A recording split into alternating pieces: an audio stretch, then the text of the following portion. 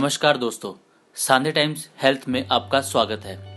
आज आरएमएल अस्पताल के पीडियाट्रिशियन डॉक्टर राहुल चौधरी बता रहे हैं कि बदलते मौसम में बच्चों को खांसी, जुकाम, बुखार आदि से कैसे बचाया जा सकता है। नंबर 1, यदि बच्चे बाहर जा रहे हैं तो उन्हें बताएं कि वह किसी से हाथ न मिलाएं, क्योंकि इससे सर्दी जुकाम के वायरस काफी तेजी से फैलते हैं। नंबर 2, बाहर जाते वक्त बच्चे की नाक पर सरसों का तेल लगाएं, इससे कीटाणुओं से काफी हद तक बचाव होता है।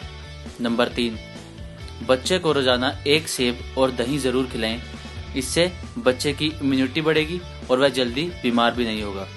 नंबर 4, बच्चे के खाने में हरी सब्जियां, जूस, फल आदि को शामिल करें। नंबर 5, बच्चों के कपड़ों को गर्म पानी से धोएं, ऐसा करने से उसमें मौजूद सभी तरह के कीटाणु मर जाएंगे। इससे ज्यादा जानकारी के लिए आप सांधे टाइम्स के ट्विटर हैंडल, फेसबुक पेज और यूट्यूब पेज को फॉलो कर सकते हैं। धन्यवाद।